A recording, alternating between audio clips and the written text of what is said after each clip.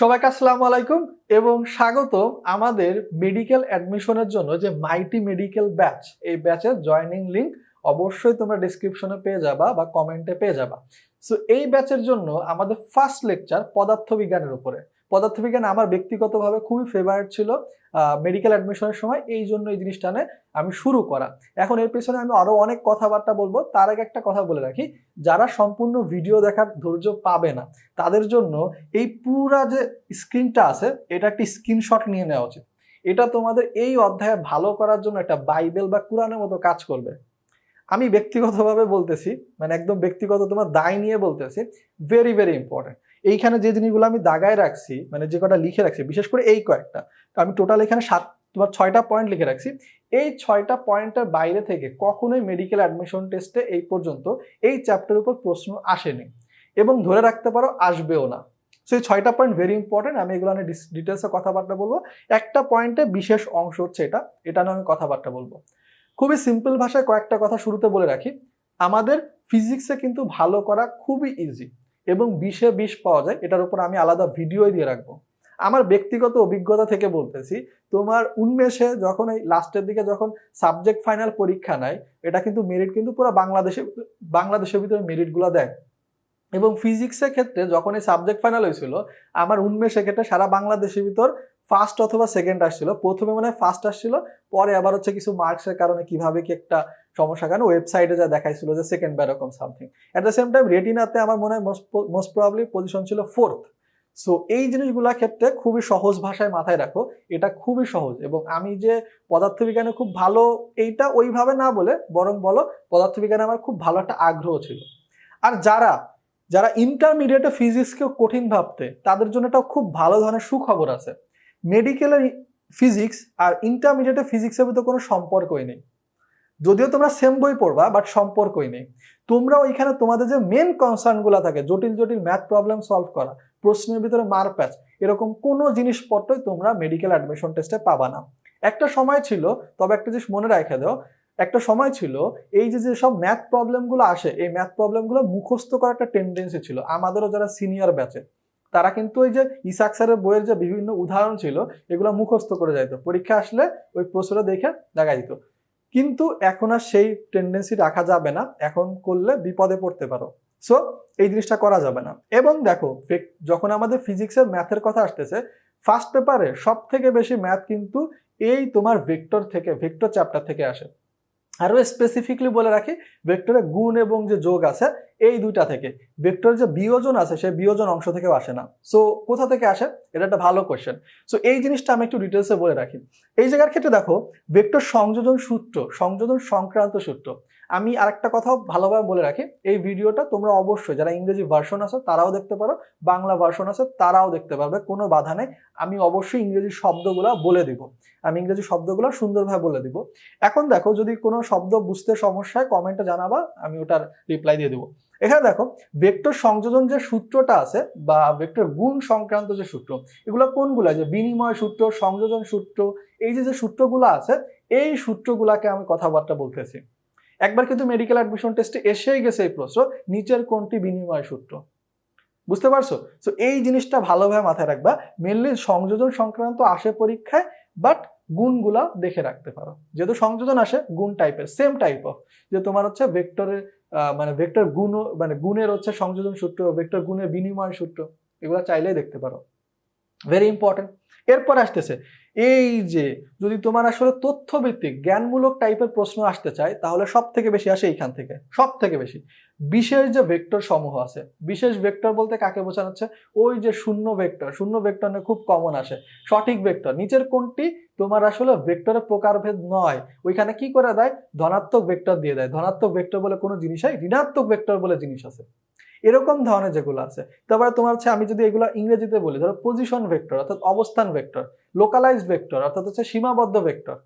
এই যে তোমার আসলে তোমার সঠিক ভেক্টর মানে ইংরেজিতে হচ্ছে প্রপার ভেক্টর। এই যে ভেক্টর যে বিশেষ ভেক্টরগুলো আছে, অর্থাৎ ভেক্টর যে প্রকারভেদগুলো পড়ো, এগুলো ভেরি ইম্পর্টেন্ট পরীক্ষার জন্য। শূন্য বা নাল ভেক্টর যেটা আছে বা জিরো ভেক্টর, এগুলো কিন্তু খুবই ইম্পর্টেন্ট, আমি এগুলো ডিটেলসে আলোচনা করব। এখন দেখো, ভেক্টরের ডট বা ক্রস গুণ, এবং এই জায়গা থেকে ম্যাথ আসে নর্মালি। ম্যাথ বলতে কিভাবে আসে, যদি খেয়াল করবা, যদি ক্রস গুণ সংক্রান্ত আসে, এটার ক্ষেত্রে তোমরা অনেকেই ভয় পেয়ে যাও, অনেকেই ভয় পেয়ে অলরেডি বসে আছো, ভাই ক্রস গুণ করতে গেলে ম্যাট্রিক্স করা লাগে, নির্ণায়ক করা লাগে। মোটেই না, এর ভিতরে কখনোই যাবে না। যদি ক্রস গুণন দেয় তাহলে অলওয়েজ দেখবা এখানে মান বের করতে বলতেছে, তোমাদেরকে কি বের করতে বলছে, মান বের করতে বলতেছে। সো মান বের করার জন্য কি, তোমার হচ্ছে এ আর বি ভেক্টর, যদি হচ্ছে এ আর বি ভেক্টরের ভিতরে যদি ক্রস করা হয়, তাহলে তোমার কিন্তু এইখানে সমস্যাটা কি হয়, তোমরা হচ্ছে এই যে এন, তোমার হচ্ছে এ বি সাইন থিটা লেখো, তাই তো? যখনই তোমার মান বলবে তখন এন এর তো আর প্রয়োজন নেই, just A B sine theta বের করো, অর্থাৎ দুইটা ভেক্টরের মধ্যবর্তী কোণ বলে দিছে, দুইটা ভেক্টরের মান বলে দিছে, এবার জাস্ট এই ভেক্টরের ক্রসের মান বের করো। অর্থাৎ হচ্ছে এই জিনিসটা বের করতে বলবে, এ আর বি এর ক্রসের মানে ক্রসটাকে বের করতে বলবে, অর্থাৎ ভেক্টর চাইবে না, মানটা চাই নরমালি। আর ডটের ক্ষেত্রে তো মানই বের হয় অলওয়েজ। এখন দেখো এই জায়গায় একটু টুইস্ট যদি করতে চাই, নরমালি করে না খুব একটা, বাট টুইস্ট যদি করতে চাই সেটা কোন জায়গা করবে আমি সেটা দেখাবো তোমাদেরকে।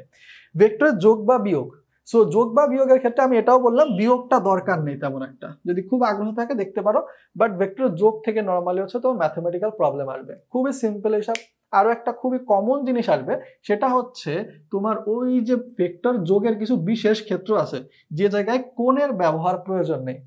তিনটা ক্ষেত্র আছে যেখানে কোণের ব্যবহার ছাড়াই ভেক্টরের যোগ করা যায়। সেই তিনটা ক্ষেত্র কি সবাই জানো তোমরা, 90 ডিগ্রি কোণ, 180 ডিগ্রি এবং 0 ডিগ্রি। এগুলো আমি ডিটেলসে দেখাবো। ওই জায়গার থেকে আরেকটা ইম্পর্টেন্ট এমসিকিউ আসে, সেগুলোও দেখাবো আমি। আরেকটা যেটা হচ্ছে ভেক্টরের বিশেষ কিছু ঘটনা, ওই যে লন রোলার টানা ঠেলা, তারপর হচ্ছে তোমার পাখির ওড়ার ক্ষেত্রে কোন ভেক্টরের সূত্রে অ্যাপ্লাই হচ্ছে, তারপর হচ্ছে তোমার এখানে নৌকার গুণ টানা, এই যে জিনিসগুলো আছে, এই জিনিসগুলো থেকে কিন্তু অনেক সময় আসে। তো এইগুলা জাস্ট আমরা যদি জানতে পারি, এইটুকু যদি আমরা জানতে পারি, তাহলে মোটামুটি শিওর থাকতে পারো এর বাইরে থেকে কোচিং এর পরীক্ষায় প্রশ্ন আসতে পারে, কিন্তু নর্মালি মেডিকেল অ্যাডমিশন টেস্টে আসে না এর বাইরে থেকে। ঠিক আছে, ওকে। এবার দেখো আমাদের কিন্তু আচ্ছা সরি, আমাদের এইখানে কিন্তু এই যে মাঝখানেটা বাদ পড়ে গেছে, ভেক্টর বা স্কেলার আইডেন্টিফিকেশন। কেন বাদ পড়ে গেছে, কেন এটা আমরা এখানে আলোচনা করব। কোনটা ভেক্টর রাশি কোনটা স্কেলার রাশি, এটা আইডেন্টিফিকেশন খুব কমন একটা জিনিস এবং আসেও ফ্রিকুয়েন্টলি পরীক্ষায়। সো এই জিনিসগুলা বের করার জন্য আমি যতগুলা তোমাদের জন্য পড়া সম্ভব আমি সবগুলা লিখে রাখছি। এগুলো আছে যখন আমি লিখতে যাইতাম মুখে মুখে, তাহলে একটা দুইটা হইলেও বাদ যাইতো, এই জন্য আমি লিখে রাখছি। এখন আমি তোমাদের একটা টেকনিকও শিখাবো কিভাবে ভেক্টর তুমি বুঝতে পারবা যে আসলে এটা স্কেলার নাকি ভেক্টর, আমি একটু ম্যাথমেটিক্যালি দেখানোর চেষ্টা করব। বাট এর বাইরে তোমরা এই জিনিসটাকে অবশ্যই একটু মুখস্থ করতে হবে কষ্ট করে, যে কোনটা আসলে ভেক্টর কোনটা স্কেলার। আমি এখানে কিছু উইয়ার্ড টাইপের উদাহরণ দিয়েছি যেগুলো তোমরা মেডিকেল অ্যাডমিশন টেস্টে আসার তেমন একটা কথা নেই, কিন্তু তোমরা চাইলে এক্সট্রা শিখতে পারো। যদি আসার কথা নেই যেগুলো, সেগুলো আমি বলে দিব, চাইলে ওগুলো ইগনোর করো, যেন তোমরা অ্যাডমিশন প্রস্তুতিকে অনেক জটিল না বানায় ফেলো। অনেক স্টুডেন্টই আছে তোমাদের মধ্যে থেকে যারা খুব সহজ প্রস্তুতিকে অনেক জটিল বানায় ফেলে, যেটা কোনো প্রয়োজনীয়তা নেই। তাহলে দেখো এই লেকচারটা কিন্তু একটু বেশি গাইডলাইন মূলক হয়ে যাচ্ছে, সরি ফর দ্যাট। এখন দেখো এই যে আসতেছে কি ক্ষেত্রফল বা এরিয়া, আমরা সবাই জানি স্কেলার রাশি। আমি যদি কোনোটা ভেক্টর রাশি হয় তার উপর একটা টিক চিহ্ন দিব, আর স্কেলার রাশি হলে নিচে একটা দাগ দিব। এবার দেখো তোমরা নিজেরা একটু অ্যান্সার দেওয়ার চেষ্টা করবা, এই জায়গায় কয়েকটা বিপদে পড়তে পারো। একটা হচ্ছে তড়িৎ প্রবাহ, এই তড়িৎ প্রবাহকে কি দ্বারা রিপ্রেজেন্ট করা হয়, আই দ্বারা। এটার পেছনে কারণ জানো, তড়িৎ প্রবাহ তো ইলেকট্রিসিটি, তো এখানে তো আসলে ই হওয়া উচিত ছিল। এটা মূলত ইন্টেন্সিটি নামক একটা শব্দ থেকে আসে। ইন্টেন্সিটি মানে হচ্ছে প্রাবল্য, ঠিক আছে। সো তড়িৎ প্রবাহ কি, এটা মূলত একটা স্কেলার রাশি, তড়িৎ প্রবাহ স্কেলার রাশি। মাথায় রাখবা, যদি তোমাকে কখনো একটু জটিল প্রশ্ন করতে চায় তাহলে কিন্তু এইটাও জিজ্ঞাসা করতে পারে, তড়িৎ প্রবাহের কি দিক আছে কিনা। ডেফিনেটলি তড়িৎ প্রবাহের দিক আছে, তড়িৎ প্রবাহের কিন্তু দিক আছে। তোমরা সারা জীবন যে সার্কিট আঁকছো, সার্কিটগুলো কিভাবে আঁকছো, এইভাবে আঁকছো না, যে পজিটিভের থেকে নেগেটিভে হচ্ছে তোমার আসলে তড়িৎ প্রবাহ হচ্ছে, এইভাবে তো সার্কিটগুলো আঁকো। তার মানে তো এখানে তড়িৎ প্রবাহের দিক আছে। তাহলে সমস্যাটা কোথায়, তড়িৎ প্রবাহের তোমার দিক আছে, বাট এটা কিন্তু স্কেলার। এটা বেশ ইম্পর্টেন্ট একটা ইনফরমেশন। কেন স্কেলার আমি সামনে দেখাবো তোমাদেরকে। তড়িৎ প্রবাহের দিক আছে কিন্তু এটা স্কেলার রাশি। ঠিক তেমনি ভাবে চাপেরও দিক আছে কিন্তু এটা স্কেলার রাশি, মাথায় রাখবা। এগুলো আমি ডিটেলসে সামনে কথাবার্তা বলবো। চৌম্বক দৈর্ঘ্য, যেখানেই দৈর্ঘ্য দেখবা সেটাই হচ্ছে স্কেলার, বাট এটা হচ্ছে ডিফারেন্ট একটু, বুঝতে পারছি। এটাকে বলা ইংরেজিতে বলা ম্যাগনেটিক লেন্থ। ম্যাগনেটিক লেন্থ যেটা আছে এটা কিন্তু তোমার হচ্ছে ভেক্টর রাশি, ভেরি ইম্পর্টেন্ট। এবার দেখো অবস্থান অনেক সময় দেখলে আমাদের মনে হয় অবস্থান মানে হচ্ছে পজিশন। আমরা কিন্তু দেখো এটা দেখে মনে হয় যে এটা তো স্কেলার রাশি, এর তো কোনো দিক নেই। বাট খেয়াল করে দেখো বিশেষ ভেক্টরের ভিতরে, এই যে বিশেষ ভেক্টর সময় একটা ভেক্টর পাওয়ানো অবস্থান ভেক্টর, যেটা হচ্ছে ব্যাসার্ধ ভেক্টরের সমান। সো এটা কিন্তু একটা ভেক্টর হবে।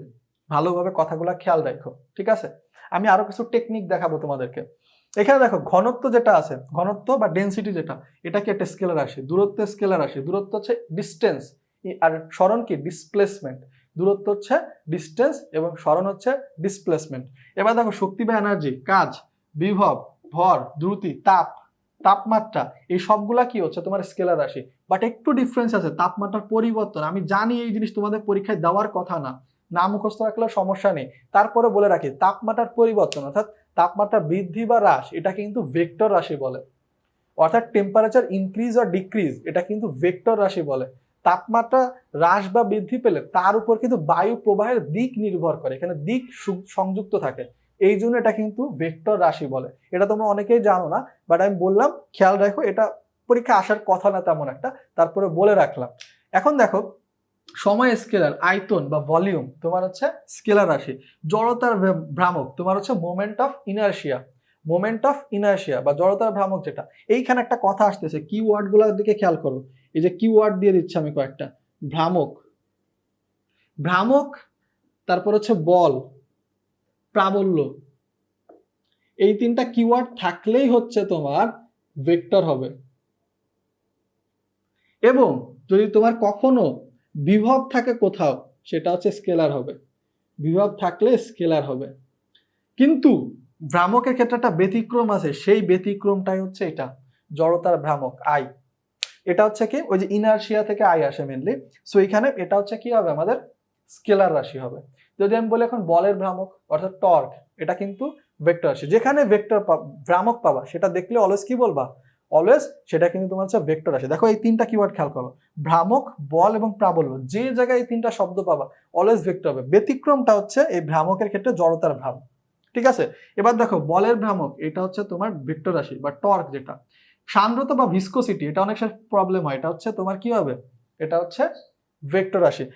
তোমার হচ্ছে এই যে দেখো একটা ব্যতিক্রম ধরনের জিনিস, থ্রাস্ট, থ্রাস্ট মূলত কোন একটা ক্ষেত্রফলের উপরে মানে কোন একটা তলের উপরে লম্বভাবে যে বল প্রয়োগ করা হয়, থ্রাস্ট একটা যদি কোনো তলের উপর লম্বভাবে বল প্রয়োগ করা হয়, ওই বলটার ক্ষেত্রে হচ্ছে আমরা এটাকে থ্রাস্ট বলি। এটা মূলত একটা বলের প্রকারভেদ বলতে পারো। বল যেহেতু ভেক্টর রাশি, এইটাও ডেফিনেটলি একটা ভেক্টর রাশি, বাট এটা আমি বললাম না মুখস্থ রাখলেও প্রবলেম নাই, পরীক্ষায় আসার কথা না, যদি টিচার যদি খুব বেশি তোমার গুমরা টাইপের না হয়। ওজন বা ওয়েট, এটা কি হচ্ছে তোমার, ওজন মানে কি এমজি, এমজি মানে কি, এটা আবার বলও না, সেটা তো অবশ্যই ভেক্টর রাশি হবে। পৃষ্ঠটান, পৃষ্ঠটান মানে কি, পৃষ্ঠটান হচ্ছে তোমার ইংরেজিতে বলতে গেলে সারফেস টেনশন।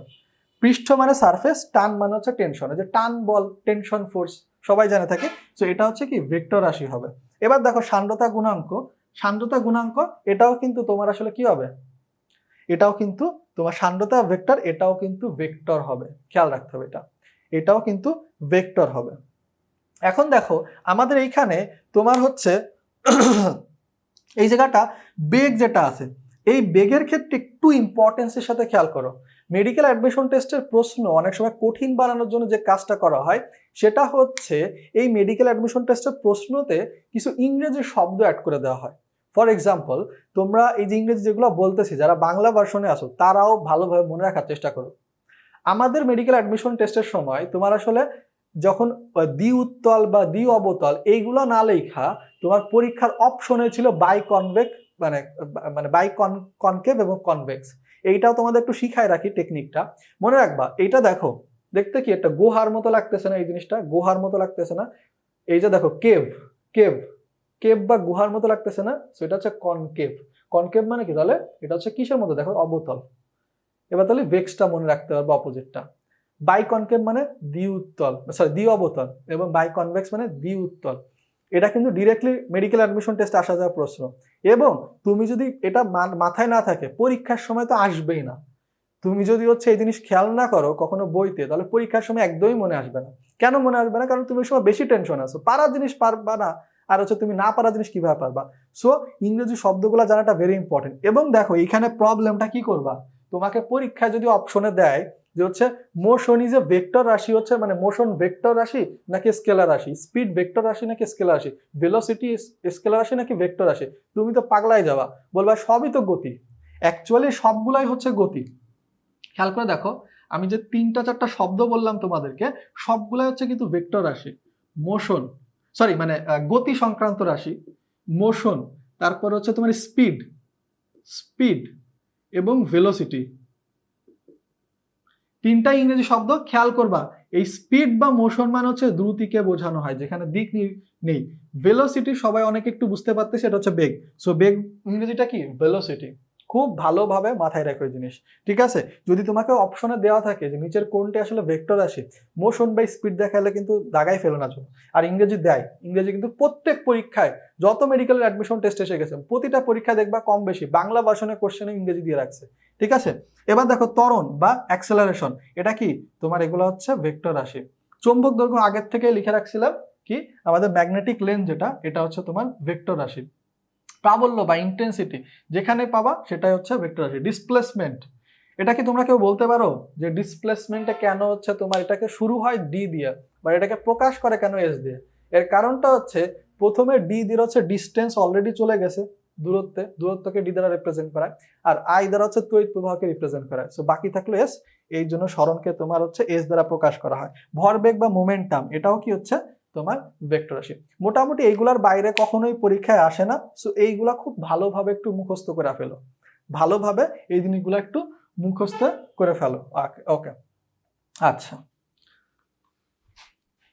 এটা সান্দ্রতা গুণাঙ্কর ক্ষেত্রে যতটুকু আমার ধারণা, আমার এক্স্যাক্টলি মনে আসতেছে না, এটাকে বলা হয় কোএফিসিয়েন্ট অফ ভিসকোসিটি।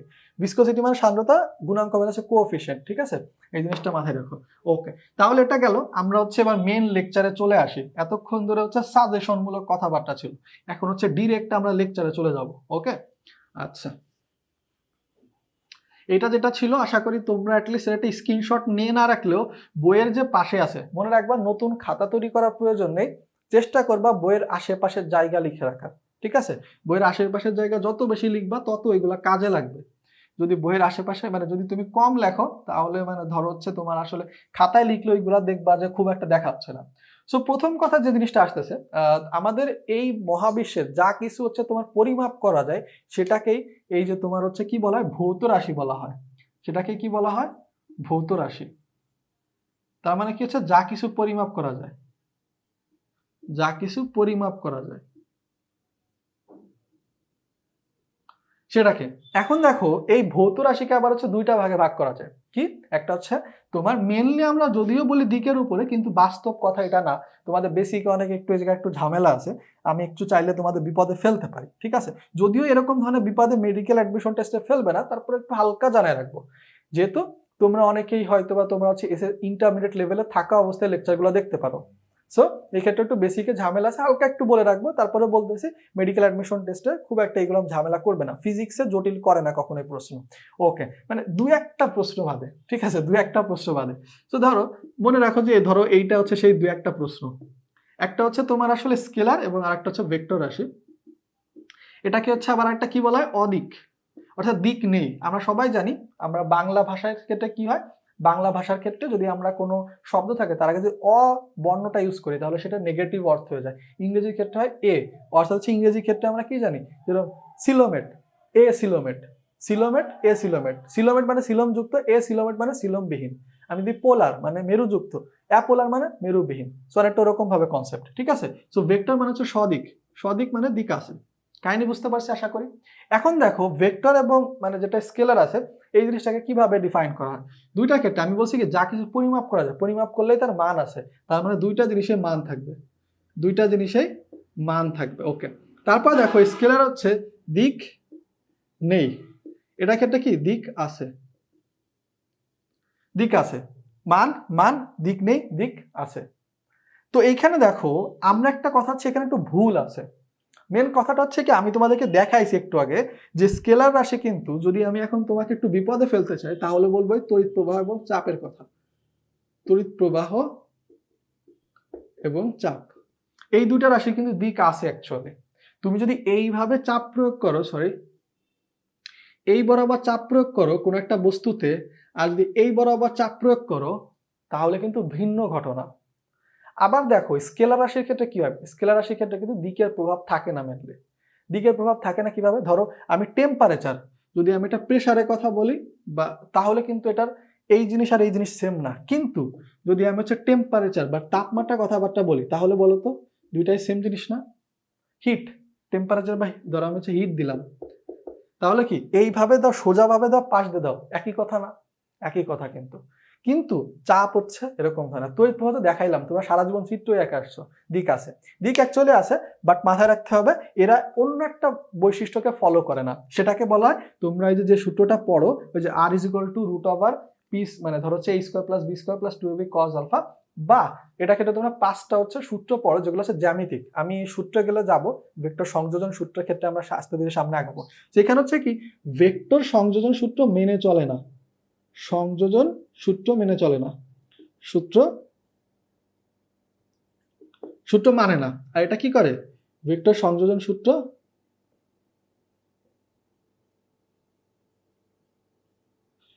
মানে চলে। এই হচ্ছে কথা, বুঝতে পারছি? দেখো এই যে এইটা হচ্ছে মেন পয়েন্ট, যারা হচ্ছে বেসিকটা ক্লিয়ার রাখতে চাও, এটা হচ্ছে মেন পয়েন্ট। দিক থাকতেই পারে, স্কেলার রাশির দিক থাকতেই পারে, কিন্তু এ কখনোই ভেক্টর সংযোজন সূত্র মেনে চলবে না। সংযোজন সূত্র মানে কি? সংযোজন সূত্র মানে হচ্ছে কোণের ব্যবহার। আমরা নর্মালি যে যোগ করি, আর হচ্ছে তোমার যে মানে নর্মাল যোগের ক্ষেত্রে কি আর বীজগাণিতিক যোগ করি, আমরা নর্মাল রাশির ক্ষেত্রে কি করি, 2+3। এই জায়গায় দেখো তো কোনো কোণের ব্যবহার আছে কিনা, নেই। বাট খেয়াল করে দেখো, R is equal to root over a square plus B square plus 2ab cos alpha, অর্থাৎ এখানে আমরা কোণের ব্যবহার করছি। কোণের ব্যবহার মানেই হচ্ছে ভেক্টর সংযোজন সূত্র। যেখানে কোণের ব্যবহার আছে সেখানে হচ্ছে, সেটাকে আমরা বলি ভেক্টর সংযোজন সূত্র। তাহলে দেখো, ভেক্টর সংযোজন সূত্র কি তোমার স্কেলার রাশি কোনোদিনও ফলো করবে না। খেয়াল করে দেখো, তড়িৎ প্রবাহের ক্ষেত্রে তোমার এইভাবে দুইটা তার যদি যায়, ধরো হচ্ছে এটা 10 অ্যাম্পিয়ার, এটা হচ্ছে 5 অ্যাম্পিয়ার, এটা 15 অ্যাম্পিয়ারই হবে। এখন আমি যদি কি করলাম, এদের মধ্যবর্তী কোণ বাড়াই দিলাম, এইভাবে দিলাম, এবার বলো তো এটা 5 অ্যাম্পিয়ারই রাখলাম, এখন কি 15 অ্যাম্পিয়ার হবে নাকি 20 অ্যাম্পিয়ার বা অন্য কোনো মান হবে? এটার মান 15 অ্যাম্পিয়ারই থাকবে। অর্থাৎ কোণের কোনো ব্যবহার নেই। কোণের ব্যবহার নাই বলে এটা হচ্ছে স্কেলার রাশি। কেন? কারণ হচ্ছে কোণের ব্যবহার কোথায় হয়, ভেক্টর সংযোজন সূত্রে অ্যাপ্লাই হয়। আশা করি আমাদের কনসেপ্ট কিন্তু ক্লিয়ার। এটাই হচ্ছে আমাদের বেসিক কনসেপ্ট ছিল, ঠিক আছে? ওকে, আচ্ছা, ভেক্টর রাশিগুলো এবং স্কেলার রাশিগুলো কিন্তু আইডেন্টিফাই করতে পারতে হবে আমাদেরকে। এখানে একটু স্পেশাল কথাবার্তা আছে, বাট সেই স্পেশাল কথাবার্তাগুলো তোমাদের বলবো না, যেহেতু মেডিকেল অ্যাডমিশন স্ট্যান্ডার্ড লেকচার আমাদের এগুলা। ওকে, আচ্ছা, সো এবার দেখো তোমাদের এইখানে ভেক্টরের কিছু আসলে বৈশিষ্ট্য আছে। এই বৈশিষ্ট্যগুলো তোমাদের জানতে হবে। ভেক্টরের কিছু বৈশিষ্ট্য আছে, ভেক্টরের বৈশিষ্ট্য।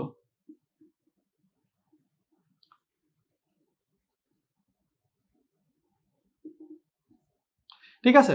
সো ভেক্টরের বৈশিষ্ট্য সমূহের ক্ষেত্রে বেসিক কি একটা জিনিস একদম কমন ভাবো, আমরা কখনো কি তোমার হচ্ছে একটা হচ্ছে তোমার কলার সাথে একটা হাতিকে যোগ করি না।